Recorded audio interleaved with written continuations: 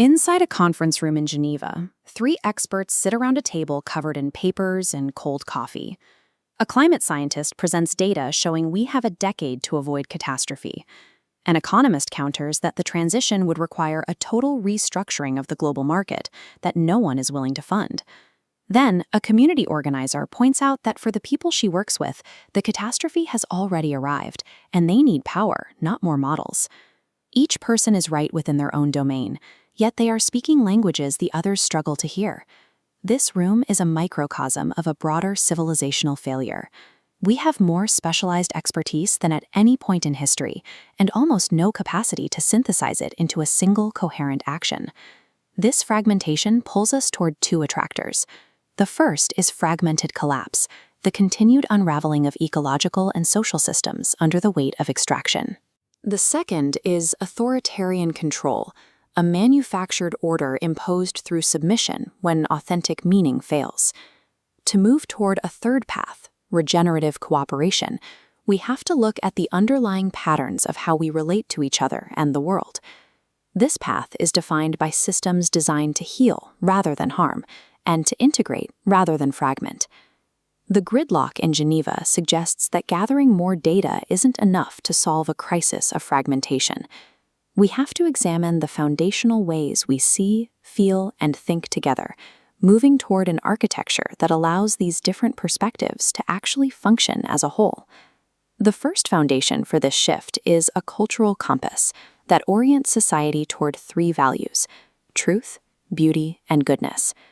Truth is our orientation to reality, the commitment to see what is rather than what we fear.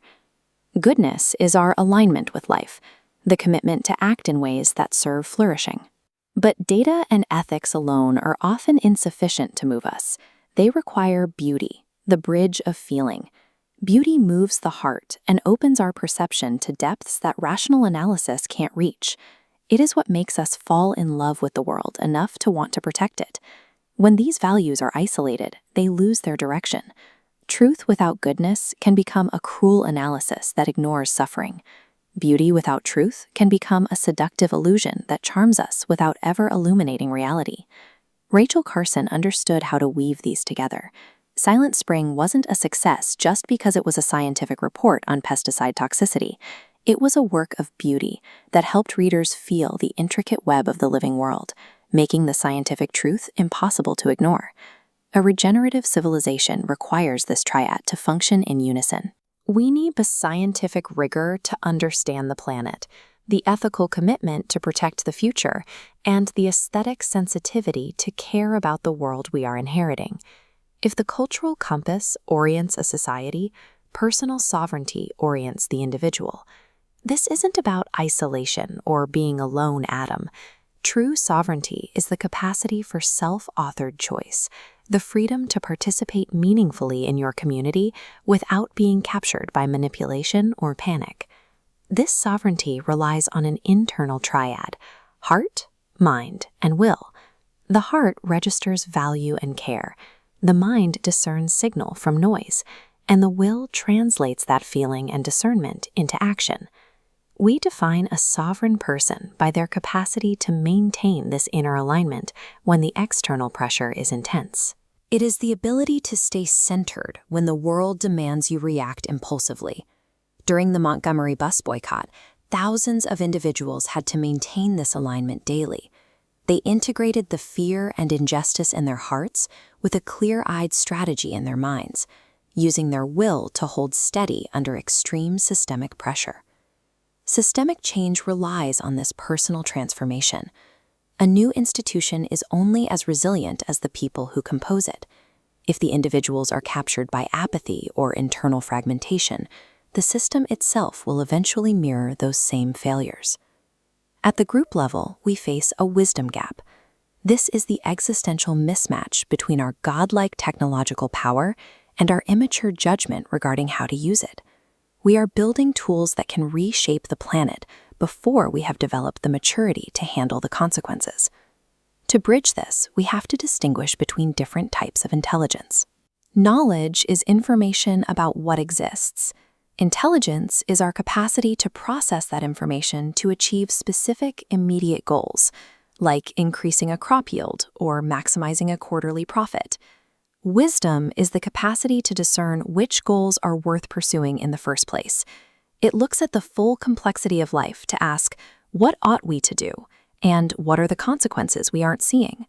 Modern fisheries management often uses sophisticated models and high-tech intelligence, yet stocks continue to collapse.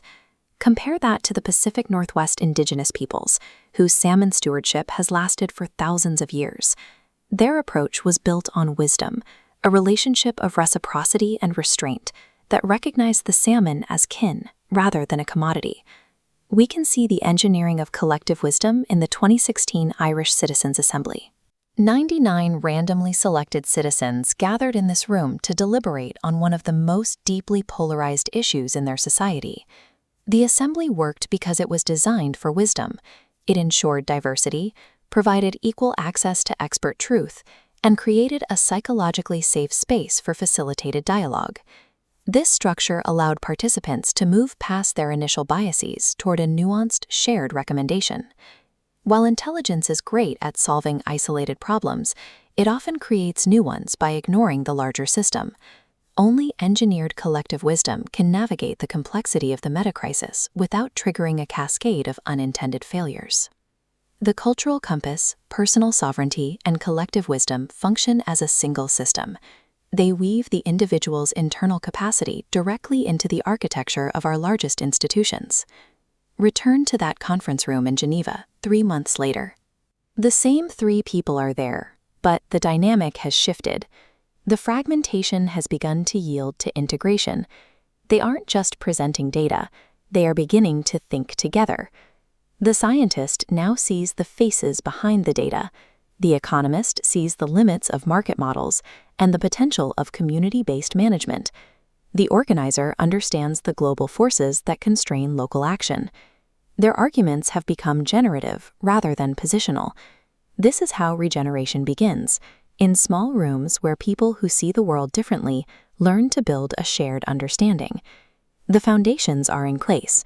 Now we have to ask, what would our schools, our governments, and our markets look like if they were actually built on these principles?